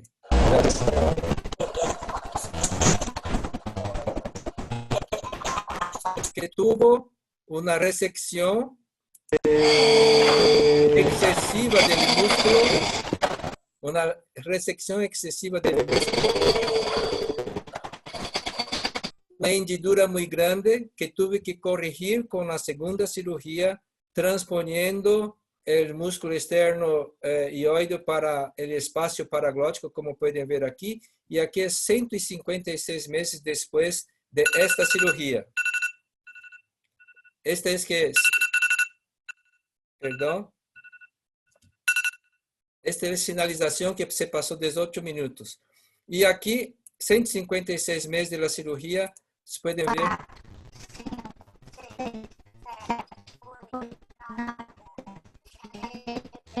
La voz está muy buena, pero no está perfecta, está un poco soplada. Entonces, no es un fracaso, pero no logré lo que quiero lograr para los pacientes, que es una voz casi perfecta sin ningún problema. Entonces, para finalizar, ¿cómo podemos evitar el fracaso en neuromiectomía? Primero, dominar la técnica. Es muy importante hacer la miectomía con láser de CO2. Número 2, saber utilizar la punta de cauterización que yo he dibujado. Esto es un paso importante. No recomiendo hacer la miectomía con láser de CO2 porque en 5 casos que operamos con cauterizador en Río de Janeiro, con Marcos Sarvá, nós tuvimos 2 casos de parálisis unilateral de pliegue vocal, que eu atribuo ao calor excessivo causado por la miectomia. Então, dominar a técnica é muito importante.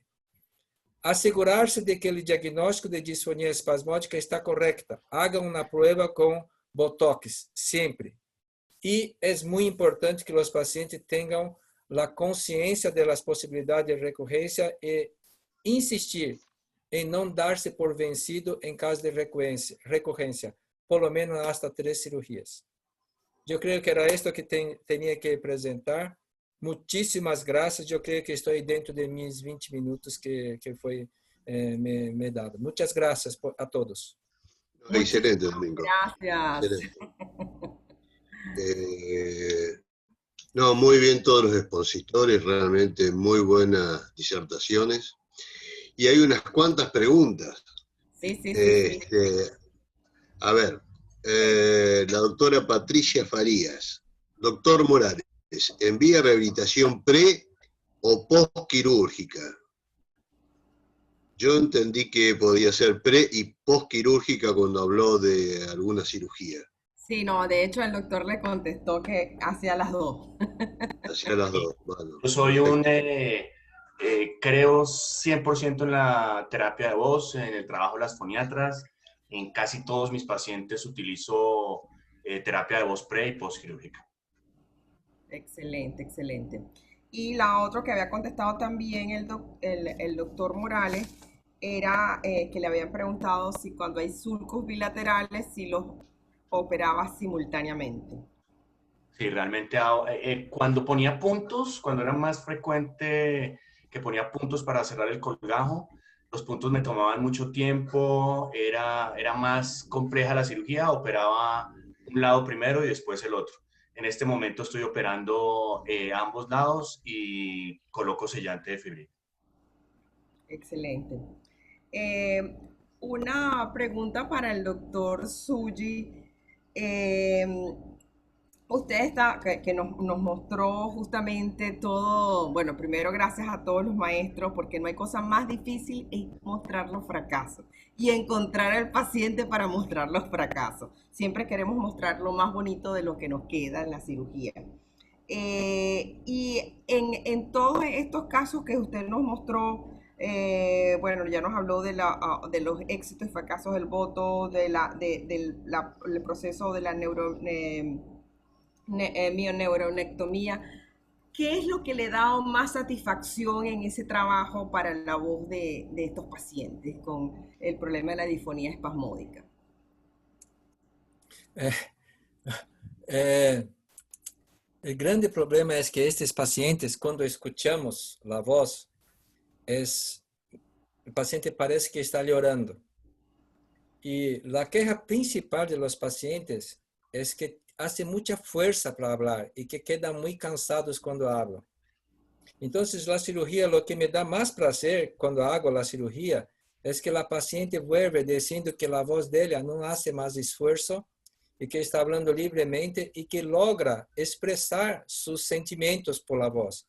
Entonces, este es un punto que me parece lo más importante en la cirugía. Mismo que el paciente quede con una voz poco soplada, los pacientes quedan muy agradecidos con la cirugía. Entonces, vale la pena. ¿Será que respondí?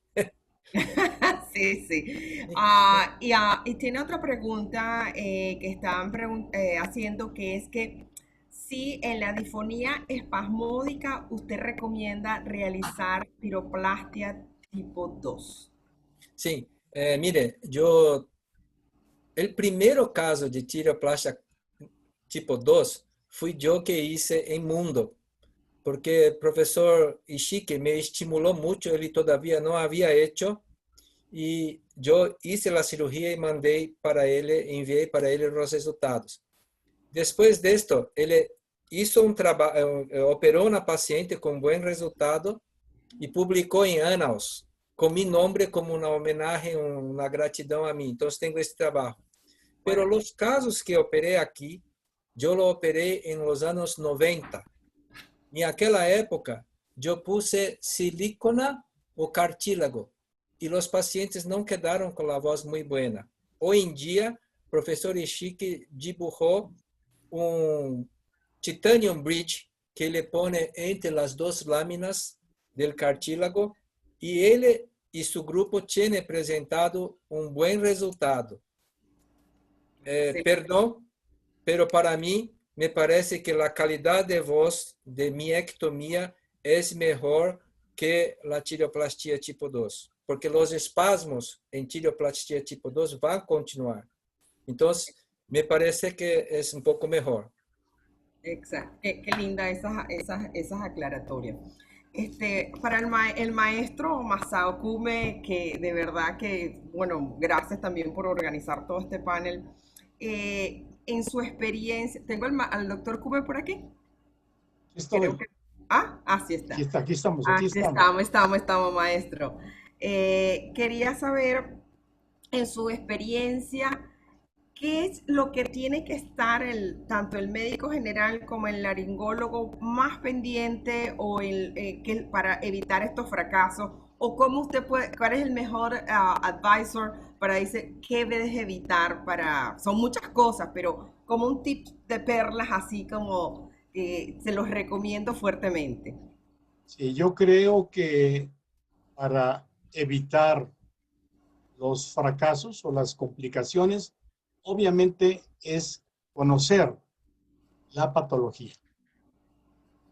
Y una vez que conocemos la patología, diagnosticarla y tener la mejor tecnología para corroborar esos diagnósticos y obviamente tener la experiencia para poder proponer obviamente el mejor tratamiento, como precisamente la lección en esta webinar. Pues una de las lecciones es la que Domingo nos ha presentado esta mañana. Asimismo, me quiero referir a los otros trabajos, tanto de Ricardo como de Luis, que al fin y al cabo el diagnóstico y el conocimiento de la patología es la parte más importante para poder encaminarnos a corroborar el diagnóstico y poder dar una opinión sobre el tratamiento. Yo creo que es la parte más importante una parte importante de este webinar. Excelente. Es muy bueno. Y quería preguntarle al doctor Serrano, estaba una pregunta, ¿qué densidad de ácido hialurónico usted recomienda? El doctor Serrano. En el caso, sí, acá estoy. En general se recomiendan de baja densidad. En el caso que presentamos, como la inyección la hizo el doctor Remacle, realmente desconozco qué tipo de ácido hialurónico utilizó, pero generalmente son de baja densidad lo que colocamos. Ok. Bueno, también lo felicito por hacer esta recolección de justamente cuáles son se buscan beneficios, pero podemos tener los fracasos. Y en estas inyecciones entre ácido hialurónico, hidroxapatita, ¿qué usted piensa que en cuál hay que tener mayor precaución? Porque pueden tener los dos beneficios, pero hay unos que pueden tener más riesgo y a veces es peor el remedio que la enfermedad. Yo creo un poco como dijo Masao recién, la importancia no solamente es reconocer la patología, sino lo que él habló al principio de todo, reconocer la microanatomía de la cuerda vocal. Y en cuanto al material, yo creo que hay que tener una curva de aprendizaje, como en toda la especialidad, con cualquier tipo de material, y después utilizar el que a nosotros en nuestras manos nos da más resultado. Recién decía el doctor Morales, o realizar punto o colocar cola de fibrina. En mis manos se me resulta muy difícil, por ejemplo, utilizar un punto y utilizo cola de fibrina. Bueno, lo mismo pasará al revés con otros, que les resulte más fácil el punto, y lo mismo va a pasar también con el material que se inyecte. Es decir, si uno tiene más confianza y más ductilidad con uno que con otro, ese es el que debe utilizar. Ok, excelente. Héctor, ¿tienes alguna pregunta?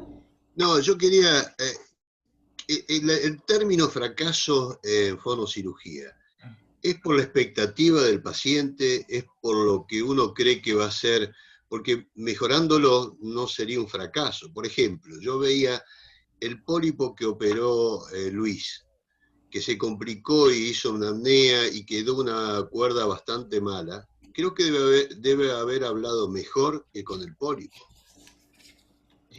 ¿Cuál sería el signo de fracaso? ¿Por la voz que uno pretendía tener, la voz que el paciente pretendía tener? A mí ese punto me parece muy importante y el fracaso depende, bueno, lo primero que para nosotros los cirujanos y los médicos, nosotros queremos que nuestro paciente en estos casos la voz sea perfecta, hable perfecto, funcione muy bien. Y lo más importante a mí me parece que con los años que usted empieza a hacer este tipo de cirugías es predecir qué tan bien va a quedar su paciente. Eso me parece muy importante. Es como para el cirujano de nariz, él predice cómo le va a quedar su nariz y de acuerdo a eso le da las expectativas a su paciente. Y eso es lo más importante para nosotros. ¿Qué tanto podemos predecir de una resección de un pólipo que uno podría decirle al paciente, mire, yo le voy a quitar ese pólipo, nos va a ir súper bien, voy a hacer una muy buena disección, el paciente va a quedar hablando perfecto? Pero en ciertos casos, por ejemplo, los pacientes con disfonía espasmódica, las voces 100%, como dice el doctor Domingos, a veces no son tan 100%, pueden ser 90%, pero esos 90% en algún paciente podría ser un fracaso, para nosotros podría ser un éxito. Entonces, lo importante es sentarse con el paciente, decirle, mire, estas son las expectativas del procedimiento y de acuerdo a esas expectativas, si las cumplimos o no, de acuerdo a las limitaciones que conocemos, ya sea de la patología o de las capacidades de cada uno de nosotros, si las expectativas las cumplimos o no, es éxito. Si no las cumplimos, sería un fracaso. Hay pacientes que, a pesar de que usted los oye y la voz es muy mala, los pacientes están contentos, funcionan muy bien. De pronto eso es un éxito para el paciente, de pronto es un fracaso para el cirujano. Entonces es difícil a veces medir el éxito. Perdón, Ese concepto está excelente. Quiero agregar un concepto que creo que es importante, incluso hasta desde el punto de vista médico-legal. Por suerte casi todos nosotros contamos con digamos, una referencia de video de todos los pacientes pre y postquirúrgicos, que creo que eso es una cosa muy importante.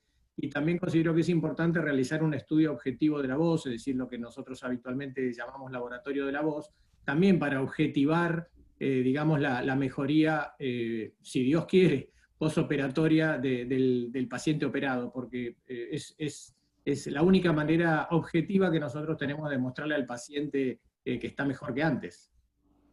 Claro. Más si es un cantante. Si es un cantante profesional, tiene que ser complicado. Es como si yo operara un oído de un músico, debe ser complejo, ¿no? Claro, claro. Hay una pregunta, ¿en pacientes con puente fibroso emplean láser de contacto? O sea, la pregunta va para cualquiera de los panelistas. Los puentes mucosos para mí dependen de qué tan gruesos sean realmente. En alguna de las fotografías de la charla o de los videos mostré un puente mucoso que es bien delgadito. Ese puente mucoso solamente con tijeras se puede resecar o eventualmente con láser sin ningún problema, láser de CO2, aún con láser de azul, que es un láser que se puede usar de forma muy superficial, se puede utilizar. El problema es que el paciente normalmente que tiene ese puente mucoso, más adentro va a tener un surcos vocales, entonces el tratamiento no va a ser ideal solamente con el láser.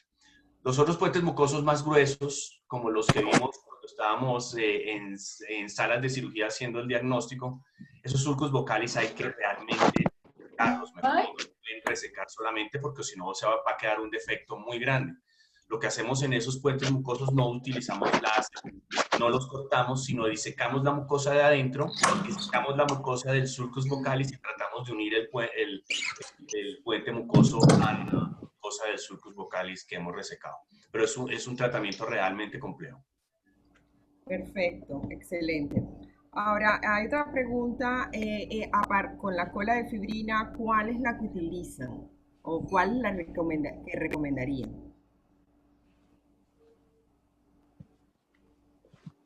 ¿Alguien nos quiere responder sobre la cola de fibrina? Bueno, yo voy a levanto la mano para ver. No tengo experiencia en utilizar cola de fibrina. Definitivamente. Pablo está viéndome raro, ¿eh?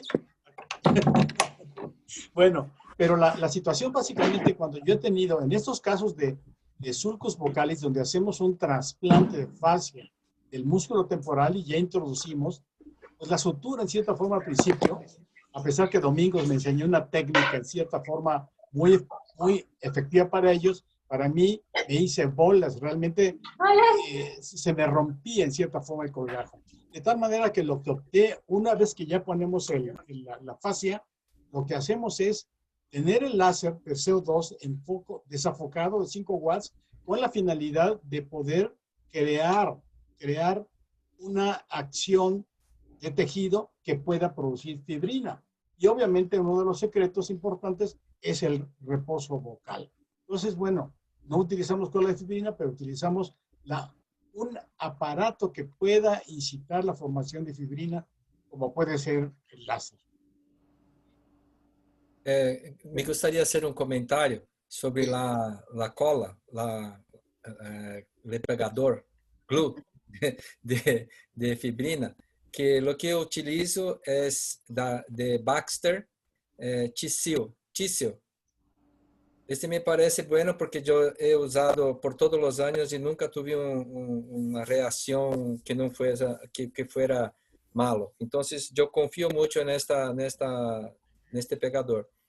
Un otro punto que gostaria de recordar é que Agricio, em seu equipo, hizo um estudo comparando a sutura com uso de cola de fibrina e ele demonstrou que estatisticamente não há diferenças em termos de resposta inflamatória. Então, creio que quem usa a sutura pode continuar, quem quer usar o pegador pode usar, pero uma coisa importante es que cuando hace implante de fascia o prefascia, solamente con el pegador puede haber extrusión.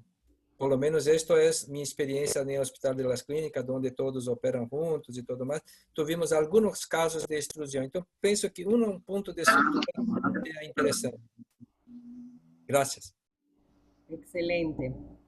La cola de fibrina debe ser mucho más práctico para colocar, ¿no? Mucho más fácil, mucho más. Claro. Pero yo también utilizo el sellante de fibrina de Baxter, que antes se llamaba Tisucol, ahora se llama Tisil, no tengo ninguna relación con la empresa. Lo único es que el catéter no está hecho para utilizarlo en laringe. Entonces viene un catéter que es largo, creo que se alcanzó a ver en el video, y el catéter hay que doblarlo un poquito para poder aplicar el sellante de fibrina. Pero es muy, muy sencillo realmente. Yo tampoco tengo cualquier cosa con el Baxter, no tengo nada. Nos gustaría, ¿verdad? Ok. Están preguntando... ¿Tenemos algunas preguntas más? Ok, sí. Una es que ¿cuál sería la dosis máxima del uso de la toxina botulínica en la parte de disfonía espasmódica? Mire, esto es muy controvertido. Hoy yo hago siempre 5 unidades en uno de los pliegues vocales o 2.5 unidades en cada uno de los pliegues vocales. Yo empiezo así y yo voy titulando la dosis ideal para el paciente. Pero esto no es fácil, porque el mismo paciente puede ser que en una aplicación el efecto es muy grande con misma dosis y en otros, y después aplica de nuevo una dosis igual y la respuesta es totalmente distinta que las inyecciones anteriores. Entonces esto es muy difícil, pero creo que si tú aplica más o menos hasta 5 unidades, está bueno, porque más que esto va a producir una parálisis muy intensa y a mí no me gustan los resultados cuando inyectamos más que 5 unidades. Yo tengo otra experiencia ahí, sí, doctor Mazao. De acuerdo con Domingos. Yo igual uso las 5 unidades, pero hay una cosa y quiero preguntarles a los panelistas. En relación, yo inyecto también la banda ventricular. Yo inyecto 5 unidades en la cuerda vocal inyecto 10 unidades en la banda ventricular, porque hay que recordar que la banda ventricular te tiene musculatura también de fibras rápidas y lentas. Y entonces, sí hay una cosa que la idea era darle un poquito más de acción o de efecto. Y bueno, esta es una cosa relativa. Sin embargo, lo hago definitivamente inyectando la banda y la cuerda vocal. Excelente. La verdad, mi opinión es que yo comienzo con menos toxina. Yo pongo 1.25 unidades en cada cuerda vocal, siempre lo hago bilateral. Y de acuerdo a esa primera aplicación, miro si el paciente necesita más o menos dosis, porque algunos pacientes depende de la dosis. Me parece que hay que individualizar cada paciente. Hay pacientes que con el 1.25 funcionan muy bien. La aplicación dura más o menos 4 meses. Los pacientes vienen al 4º mes, se le pone, etc. Pero hay pacientes, por ejemplo, que y los efectos secundarios son pocos.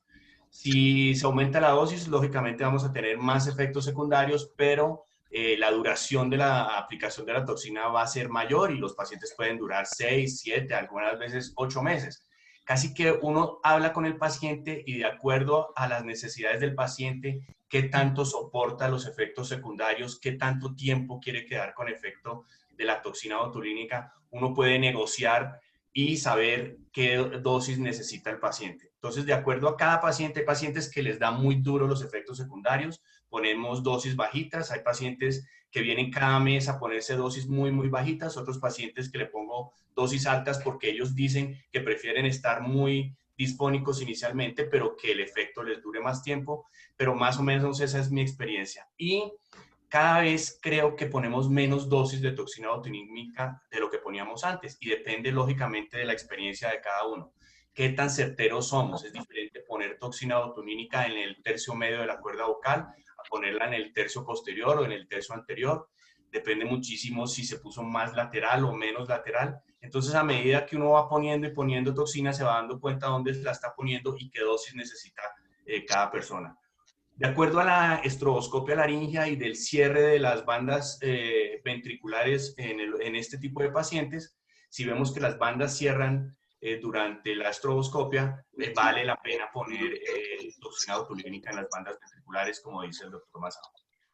¿Puedo hacer solo un comentario? Perdón, rápido. Yo hice un trabajo ya hace muchos años donde inyectamos un corante dentro del músculo tiroaritenoideo y pudimos ver que este corante migra para cricoaritenoideo lateral y mismo hasta posterior.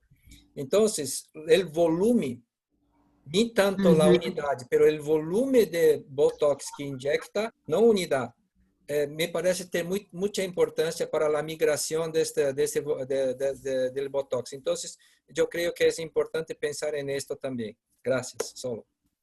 Perdón, Domingo, ¿y eso puede explicar disfagia? Sí, sí, puede. Una que quería preguntar era, con respecto a la toxina botulínica, ¿cuánto, o sea, se puede utilizar de por vida? Bueno, evidentemente poniendo las dosis, o hay un límite en periodos de años y dice, bueno, este paciente como que ya no le vamos a colocar más. Creo que en la bibliografía todavía no ha aparecido. Yo me acuerdo hace muchos años el profesor Arauz, que fue nuestro maestro, decía que las dosis iban a ser crecientes hasta que en algún momento apareciera un paper que dijera un problema importante o el fallecimiento de una persona por inyección de toxina en forma excesiva. Yo creo que por lo menos a nivel bibliográfico no existe hasta ahora un efecto acumulativo en cuanto a toxina. No sé si Domingo, que tiene mucha experiencia en esto, opina algo así. Mire, yo tengo algunos pacientes que me procuran para operar después de 20 años aplicando la toxina, porque el efecto de la toxina no está más funcionando. Entonces, yo creo que hay un proceso donde el organismo puede crear alguna resistencia. Yo no sé explicar muy bien, pero hay pacientes que después de muchos años no responden muy bien a la toxina. Esto puede ocurrir. Yo tuve una vez una paciente relativamente anciana que le pasó eso y alguien me sugirió el dosaje de anticuerpos antitoxina y resulta que esta señora tenía esos anticuerpos. y era como que no tenía efecto la toxina en ella. Bueno, yo creo que esta de la situación de los anticuerpos no está comprobado. Sin embargo, algunas anécdotas hablan de que solamente puede ocurrir cuando hay una dosificación alta, pero no en las mínimas que nosotros utilizamos. Ahora, quiero hacer un comentario realmente de mi experiencia. En 1987 fue nuestro primer paciente que inyectamos. Lo inyectamos 23 veces. ¿Qué pasó con ese paciente? El periodo después del 10º o de la 15ª vez que lo inyectamos, teníamos una duración mayor. Entonces, pensamos en cierta forma, y es una pregunta para ustedes, ¿piensan que puede haber a la inyección crónica, una neurectomía en cierta forma de alguno de los nervios que hagan que podamos tener mucho más control por más tiempo, pues, en esos pacientes? ¿Qué opinan al respecto? Yo pienso que yo veo pacientes que les ha aplicado toxina botulínica por muchísimos años, y así como hay unos que a veces hay que aumentarles la dosis, a muchos hay que disminuirlas, y yo creo que eso es de lo que habla el doctor Mazao. Y hay estudios que dicen que ese músculo vocal que viene siendo inyectado por tanto tiempo se puede empezar a atrofiar, y esa es una de las causas por las que disminuye la necesidad de la toxina. También se ha planteado una posibilidad de que existe cierta retroalimentación central, no sé exactamente, del control neurológico de los pacientes con toxina botulínica de los pacientes con disfonía espasmódica a los que les inyectan toxina botulínica, y eso hace que exista una alteración en ese control neuromuscular que haga que las dosis se puedan ir disminuyendo. Esa es la experiencia. Yo cada vez pongo menos dosis, eso me llama mucho la atención. Después de que vengo poniendo toxina botulínica desde hace más de 15 años, me doy cuenta que últimamente pongo menos dosis. De pronto por una de estas razones, de pronto porque tengo más experiencia, porque puedo predecir, la que les decía siempre, puedo predecir un poquito más el resultado de mi aplicación. Excelente. Había otra pregunta por aquí que para el doctor Serrano, que era con respecto a los pacientes con Parkinson, cuando tienen estas alteraciones o hay cierta atrofia muscular, sí recomiendo utilizar la laringoplastia con medialización, o solo recomiendo utilizar terapia vocal. En los pacientes con atrofia sí la recomendaría si vemos que no tenemos resultados tal vez con inyecciones o con el tratamiento foniátrico. La verdad que en enfermedades de Parkinson no tengo experiencia en medialización. ¿Algún otro comentario? Bueno, vamos para un cierre, así que quisiera, si alguno de ustedes quiere dejar algún mensaje final o quiere algo que dice, bueno, quiero que esto se quede en la mente de ustedes, está abierto para ustedes. Bueno, me voy a permitir primero agradecer obviamente a todo el Comité Ejecutivo de la Asociación Panamericana, y además agradecerle a los ponentes porque realmente entendieron perfectamente bien el tema. Como decía Jacqueline, es difícil hablar de los fracasos, siempre vemos muchos éxitos, también hay muchos fracasos. Entonces, qué bueno que entendieron todo esto. Y el aspecto más importante es que el COVID obligó a que tuviésemos este tipo de contactos. Yo he visto ahora más frecuentemente a todos los ponentes que lo hiciésemos de cierta forma. Pues pensamos vernos en Boston o en París o lo que sea, pero realmente eso nos da la oportunidad, y creo yo que una parte muy significativa es que la laringología está en un progreso muy importante y tenemos unos muy importantes líderes de opinión en nuestra América. Muchas gracias a la Asociación Panamericana por dar esta oportunidad de presentarlos a todos. Muy amables. Bueno, yo por la parte de al doctor Domingo Suchi.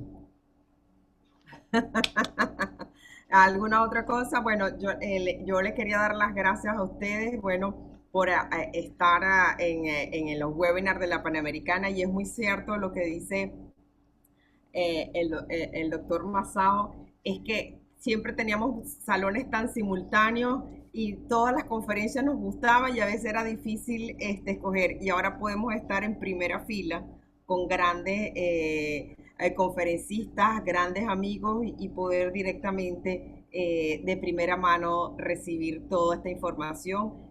De las cosas que no son tan buenas sacamos cosas muy buenas. Héctor. Bueno, yo quería agradecer a toda la gente que asistió a las disertaciones, pero fundamentalmente quiero agradecer a Luis, Domingo, a Ricardo, a Masao, el haber respondido, porque es franquearle un poco el fin de semana. Hoy es sábado, casi se quedaron sin comer, así que quiero agradecerles en nombre de la Panamericana. Creo que este sistema del webinar es fantástico en cuanto a poder contactarnos, comunicarnos e impartir docencia y educación. Y también eso de vernos, ¿no? Por supuesto. Pero quería agradecerles porque, bueno, es todo un esfuerzo. Han sido unas disertaciones bárbaras, espectaculares, así que nada más que agradecerle, decirle que el sábado próximo, a toda la gente que está asistiendo, que el sábado próximo el tema va a cambiar. Es un tema que nos tiene a todos los otorrinos bastante preocupados, locos y demás, porque es tinnitus.